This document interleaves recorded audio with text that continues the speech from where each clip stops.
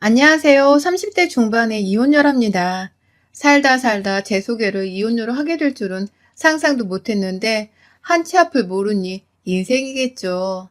제 주변 지인들 중에 시집살이 때문에 스트레스를 받는 지인들이 너무 많아서 결혼을 앞뒀을 때 남편과 이런저런 얘기를 나누면서 어떤 곳인지를 미리 짐작하고 나름 살펴보려 노력을 많이 했었습니다. 결혼이라는 게 애들 장난도 아니고 집안도 어느 정도 봐야 한다는 것은 잘 알고 있었기에 상당히 신중했던 것 같아요. 저와 남편은 큰 문제가 없었지만 이것도 결혼하고 어떤 식으로 달라질지는 아무도 모르는 거라 생각하면서 어찌 보면 조금 부정적인 시선으로 결혼이라는 걸 바라보던 사람이었던 것 같습니다. 그래서 남편이 결혼하자고 처음 말했을 때도 흔쾌히 받아들이지 못하고 망설이고 또 고민했습니다. 승철 씨, 오늘 우리 각자 집에 대해서 얘기를 해볼까? 우리가 결혼을 정말 할 거라면 각자 집안 사정 같은 건 어느 정도 알고 있어야 된다고 나는 생각하거든. 당신은 어때? 좋지. 좋은 생각이네. 당신 말이 맞아. 집안끼리 만나는 거기 때문에 신중한 게 맞다고 나도 생각하고 있어. 내가 먼저 말할게. 우리 집은 특별한 건 없어. 당신도 알지만 우리 부모님 두 분 다 가게 같이 운영하시면서 큰 매출은 아니어도 두 분이 버셔서 그렇게 살고 계시고 남동생도 사회에 자리를 잡은 상태라서 지가 벌어서 지가 살고 있고 그런 평범한 집이야. 지금 우리 본가 살 때 대출을 조금 껴서 그것만 조금 있고 그 외에는 딱히 뭐가 없기는 해. 음, 수진이네랑 다르게 우리 집은 조금 시끄러운 이슈들이 있어. 수진이 너가 실망할까봐 말하기가 조금 망설여지긴 했는데. 아, 괜찮아. 말해봐. 결혼 전에 서로 사정 다 알고 파악하고 그렇게 결혼해야지. 내 밑에 2살 어린 여동생 있잖아. 승희. 승희가 어렸을 때부터 사고를 참 많이 쳤어.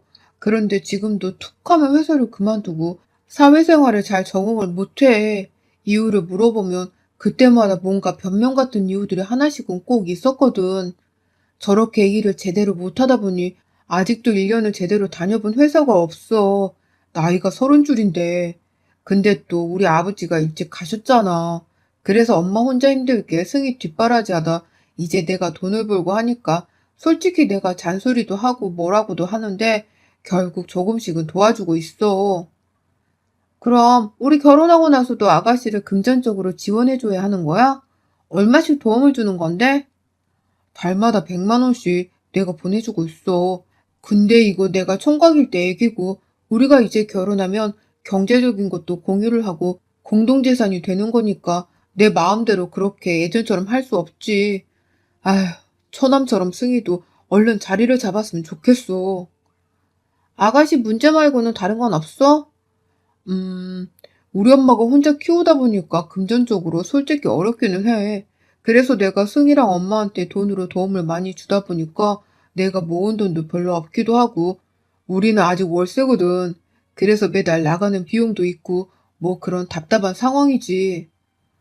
나는 조금 이해가 안 가는 게 당신이 가족들을 도와주는 건 찬성이고 당연한 거라고 생각은 하지만 언제까지고 책임을 질 수 없다는 걸 당신이 제일 잘 알았을 텐데 아가씨라도 빨리 독립시킬 수 있도록 해줬어야지. 매달 가만히 있어도 100만 원이란 돈이 뚝 떨어지면 나 같아도 일 안 할 것 같은데? 우선 어머님께 용돈 개념으로 도움 주는 건 괜찮지만 아가씨에 대한 금전적인 도움은 단 하나도 없게끔 할 수 있으면 결혼도 괜찮지만 그런 게 아니라면 우리 아직 결혼하기엔 상황이 안 좋은 것 같아. 그치, 수진아. 나도 그래서 너랑 결혼 결심하고 생각을 많이 했어. 승희도 지금 회사 취직하기는 했는데 이번에도 그런 식으로 나와버리면 절대 안 도와줄 거라고. 오빠도 이제 결혼해야 하고 돈 없다고 일러두긴 했어. 아니, 일러두는 걸로는 안 돼.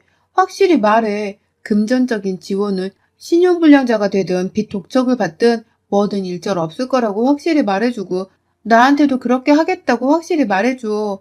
결혼이 장난도 아니고 그렇게 애매하게 했다가 괜히 승철 씨랑 나랑 사이만 나빠지고 불행한 결혼 생활이 될 게 눈에 보여서 난 확실함이 없다면 결혼 다시 생각할 거야.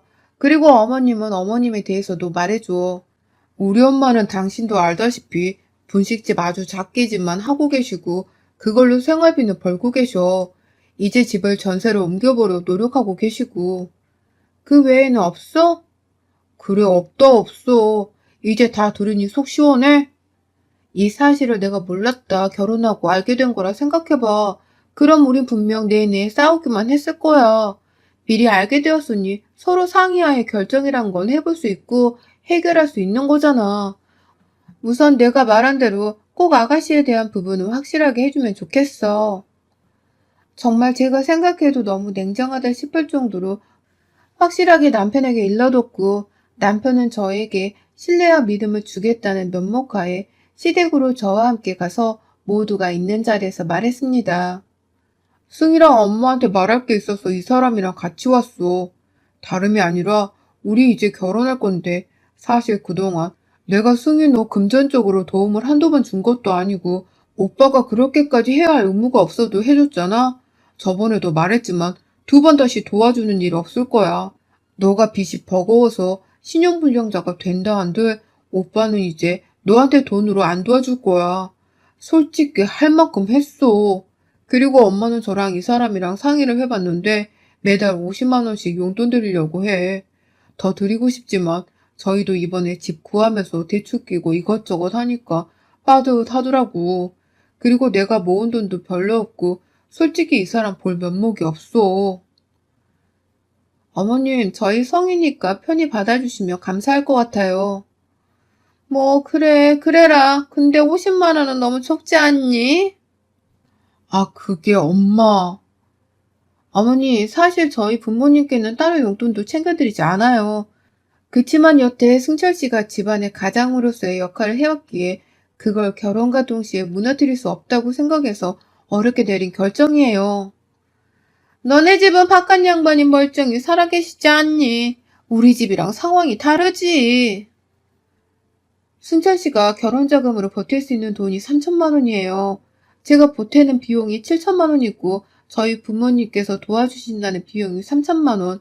이렇게 해서 제가 1억을 채워서 저희 겨우겨우 집도 마련하고 가구들도 사서 채우고 그럼 남는 게 하나 없어요. 저희도 다시 시작해야 하는데 거기서 고정 지출로 매달 50만 원씩 나가는 건 절대 작은 돈이 아니에요, 어머니. 솔직히 저렇게 가격까지 딱딱 밝혀서 말한 건 제대로 인지를 해드리고 싶었어요. 현재 저희 상황에 대해서 당신 잘난 아들이 지금 어떤 상황이고 그리하여 결혼할 때 금전적으로 얼마나 쪼들리는지에 대해 알려드리고 싶은 마음으로 일부러 금액까지 딱딱 밝혀서 말씀을 드렸습니다. 저렇게 말하고 나니 남편도 시모도 입을 딱 닫고 아무 말 못하더라고요. 이렇게 강하게 말하지 않으면 분명 돈으로 이후에 골치 아픈 일들이 생길 것 같아서 확실히 해두자 싶었습니다. 그런데 살아있는 건 주둥이뿐인 신우가 입을 열더라고요. 새언니, 근데 너무 우리 엄마 앞에서 싸가지 없게 말하는 거 아니에요? 돈 없다고 지금 우리 가족 개무시해요? 아가씨는 말하는 방법을 좀 배워야겠다. 저 싸가지 없다고 돌려까지 말고 대놓고 말해요, 그럼. 그리고 개무시한 적도 없고요. 무시당했다는 생각이 들면 무시 안 당하게 아가씨 커리어를 쌓으세요. 인정해 줄 테니까. 그리고 미리 미안한데 아가씨, 나는 내 동생한테도 그랬지만 나이값 못하면 대우 안 해줘요. 알아둬요. 뭐라고요? 지금 내가 사람 같지도 않다는 거야, 뭐야. 당신이 뭔데 나를 가르쳐? 우리 엄마도 가만히 있는데. 그래, 수진이 너 네 남편 동생인데 너무 말을 막 하는 거 아니야? 그것도 내 앞에서 네가 아주 돈 좀 해온다고 우리 집을 네 밑으로 보나 본데 내가 네 버릇을 아주 단단히 고쳐놔야겠구나. 너 승철이한테 내 성격에 대해서 못 들었나 본데 나 아주 보통 아니다. 어머니, 제 말에 비하하는 말이 없었어요.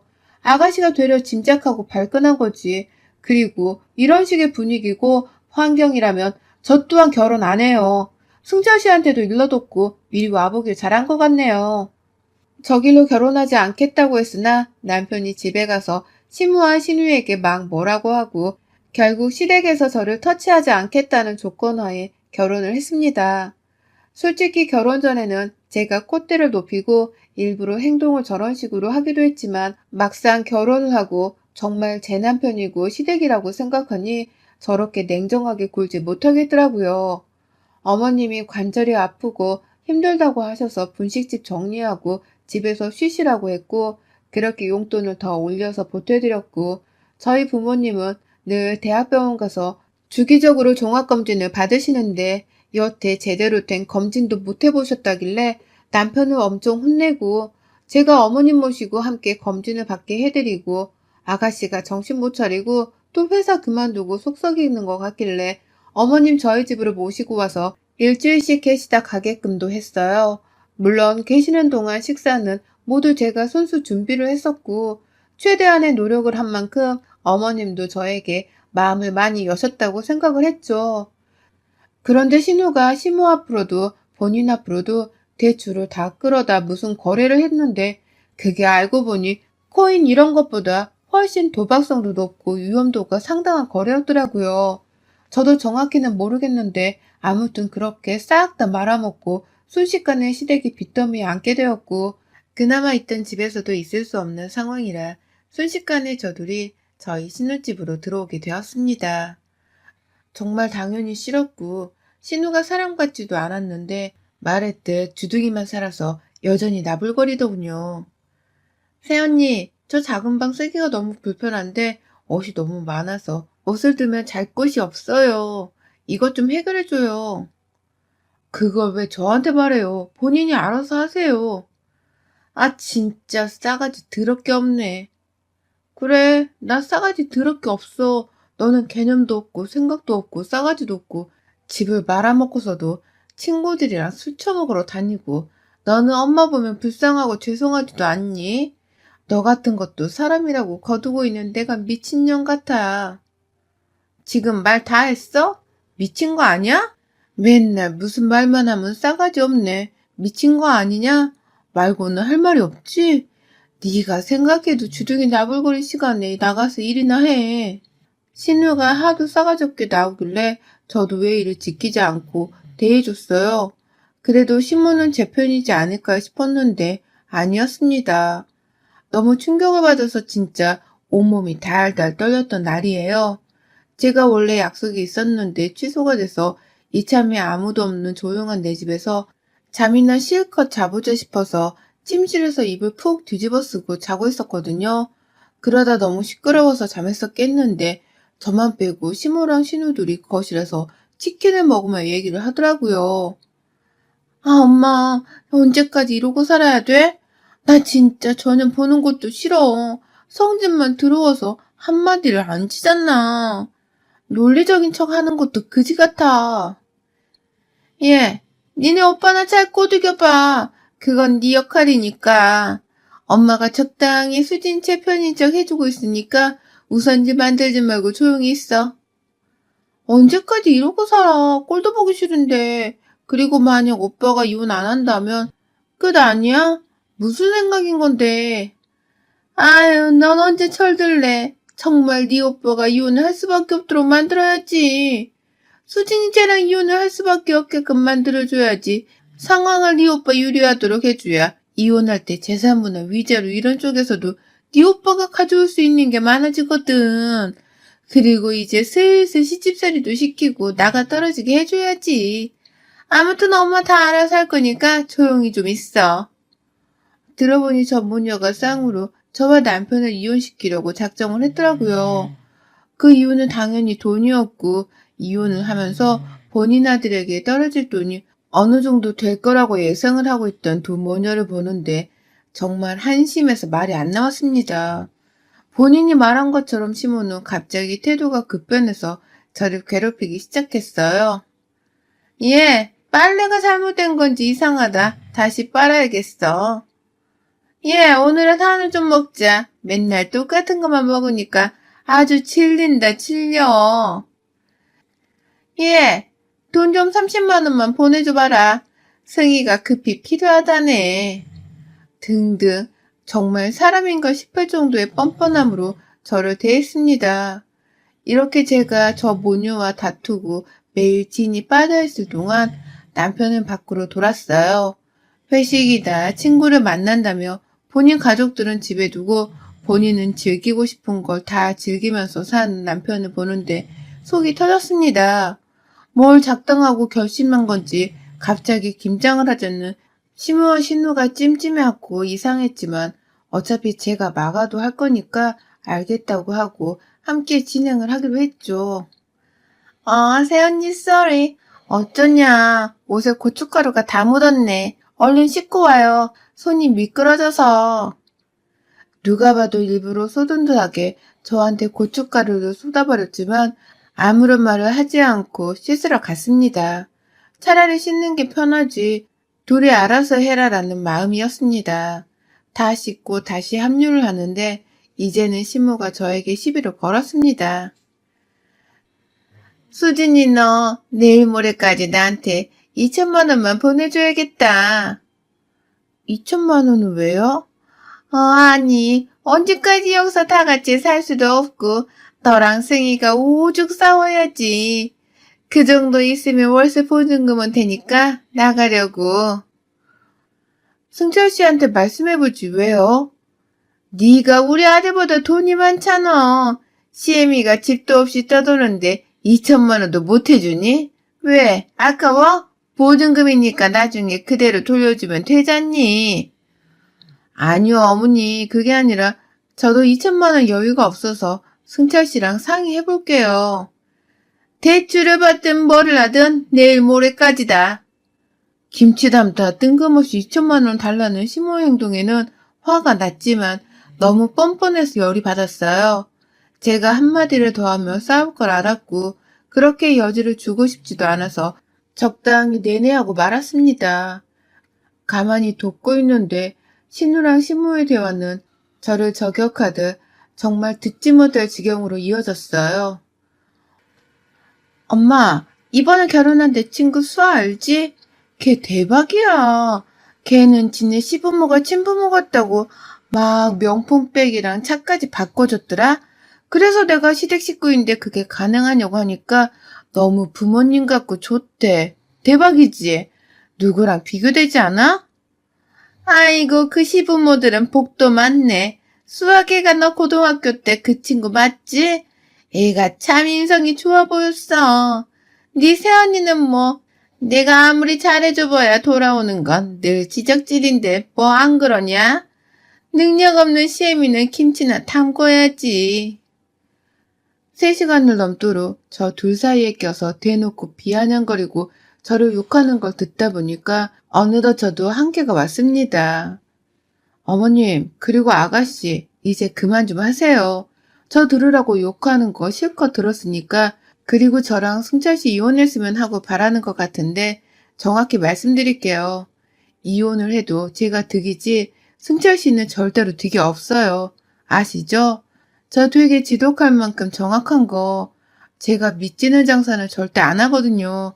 그러니까 이혼을 해도 저는 손해볼 게 없어요. 먼저 저둘의 패기를 제가 깠어요. 전날 하루 종일 욕을 들어서 심적으로 힘들었던 것도 있고 혼자 냉정히 생각을 해봤어요. 이 결혼을 유지하는 게 맞는지 아닌지를.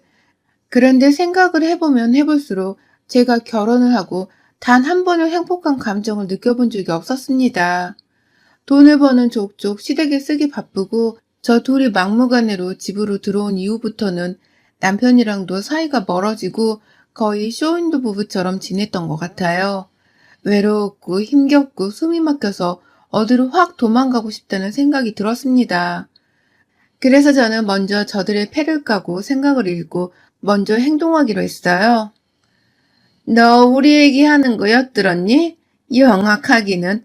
난 진짜 너처럼 지독한 애는 처음 본다. 여자가 그렇게 드세고 지독하면 못 써. 오던 남자도 달아나지. 그러니 승철이가 마음을 못 주고 늘 밖으로 돌지. 막말로 너는 승철이가 밖에서 씨 뿌리고 다녀도 할 말 없다. 내가 봐도 너 보면 흥분도 안 될 것 같아. 어디 무서워서 건들기나 하겠냐? 엄마 대박. 그건 나도 똑같이 생각했는데 솔직히 같은 여자지만 언니 같은 여자 진짜 매력 없는 건 본인도 알죠? 우리 오빠는 대체 어디가 좋아서 언니랑 결혼했는지. 그나마 돈이겠지? 돈은 있으니까? 그럼 좀 제대로 써야지. 어차피 말이 나왔으니 그냥 이혼하고 정리해라. 그리고 너 때문에 우리 아들 이혼남 된 거에 대한 피해 보상은 청구할 테니까 똑바로 물어내라 돈으로. 진짜 수준 떨어져서 대화를 못하겠네. 대체 사람이 어떤 생각을 하면서 살면 그런 생각을 할 수 있는 거예요, 둘 다? 밖에서 씨를 뿌리고 다니든 말든 어떤 여자랑 뒹굴든 말든 전 상관없어요. 어차피 안 봐도 수준 답 나오고 그런 수준 떨어지는 것들이랑 상종하기 싫거든요. 근데 딱 어머님이랑 아가씨가 너무 조급해서 상종하기가 싫어요. 그러니 나가주세요. 아이씨구, 여기가 네 집이냐? 내 아들 집이기도 하지. 어디서 이래라 저래라야. 나가고 싶으면 네가 나가라. 쪽수로 해도 우리가 이기는구먼. 어디서 까불고 있어. 이봐. 정말 너무 무식해서 수준 떨어져서 대화가 안 통하네. 어머님, 정신 차리세요. 이 집 제 명이고 오로지 다 제 돈으로 대출 껴서 산 제 집이에요. 당신 아들 돈은 한 푼도 안 보탰고 이 가전들, 가구들도 제 돈으로 산 거예요. 이 집에 당신 아들 거는 팬티 몇 장, 옷 몇 개뿐이에요. 모르셨어요? 아니 그게 우리 승자리가 2천인가 3천인가 보탰잖아. 네 주둥이로 씹으렸으면서 기억이 안 나냐? 아, 그 돈이요? 그거 아가씨 사고 쳤을 때 합의금 금액이랑 똑같지 않아요? 당신 잘난 아들이 결혼에 보탬 비용이 없어요. 그럼에도 내가 여태 아무 말도 하지 않고 생색 한번 낸 적도 없는 건데 결국 본인 발등 본인들이 찍어버리네. 사실 그 돈으로 가전도 마련하고 채우려고 했으나 그새를 못 참고 사고친 아가씨의 합의금이 필요해서 돌려막았고 결국 남편은 이 결혼에 금전적으로 보탠 게 아무것도 없는 상태로 저와 결혼을 했었던 건데 그것도 모르고 저렇게 설레발을 치는 저 두 모녀를 어쩌면 좋을까요? 한심하다 못해 안쓰럽기까지 했습니다. 어차피 이렇게 끝난 거 짧으면 짧고 길다면 길었던 지옥 같은 결혼 생활의 시간이 너무 아깝고 분해서 김장 담그던 곳에 이 둘을 같이 담궜습니다. 너는 제발 정신 좀 차려. 언제까지 이럴래? 언제까지? 어때? 네가 그렇게 좋아하는 니네 엄마 김치인데 어떠니? 미친 거 아니야? 엄마 말려봐 좀. 이렇게 둘을 대하에 담궈버리고 김치 범벅이 된 둘은 눈이 따갑네 미쳤나 난리난리를 치는데 그대로 현관문 밖으로 밀어버렸습니다. 인터폰도 꺼버리고 후에 남편이 왔는데 그 길로 절대 문을 안 열어줬어요. 전화가 와서는 이게 지금 뭐 하는 거냐고 난리를 치는 남편에게 그랬죠. 당신이 바라던 게 이런 거 아니야? 이혼하고 싶은 마음이 없었다는 거짓말은 하지도 마. 그동안의 행동을 당신이 떠올리면서 생각해봐. 절대 그런 말 못할 거니까. 제발 돈이라도 빌려달라고 연락 오는 심오한 남편을 뒤로하고 그 어떠한 연락도 받아주지 않았고 이것 때문에 이혼하는데 시간이 조금 걸리긴 했지만 잘 마무리를 했습니다. 남편으로서의 역할도 제대로 수행하지 못했고 지긋지긋했던 시댁 식구들로부터 힘겨웠던 나날들을 겪은 제 사정이 인정이 되어서 그쪽에게 가는 돈이 하나 없어서 노발대 버렸던 심호였지만 가볍게 무시해줬어요. 이혼을 하고 혼자서 시간들을 하나씩 돌이켜봤는데 그렇게 철저하게 하고 싶다며 하나씩 차근차근 해나갔던 저였지만 똑똑한 척을 혼자서 다 했지만 결국 제 자신이 가장 한심하고 부족한 사람이었지 싶은 생각에 자기 개발을 하기 위해서 요즘은 노력 중에 있습니다. 김치에 시무랑 신우를 버무려버린 사건은 지금 지인들이랑 밥을 먹다 김치만 봐도 빵 터지긴 하는데 그것도 결국 잘한 행동은 아니라고 생각을 하지만 시간을 되돌려 다시 돌아가도 김치에 돌을 버무려버리긴 했을 것 같아요. 이제는 많이 괜찮아진 상황이라서 이렇게 사연으로 적어보긴 했는데 저에게 많은 용기를 심어주시길 바라겠습니다. 여러분의 생각은 댓글로 남겨주세요. 오늘도 시청해주셔서 정말 감사합니다.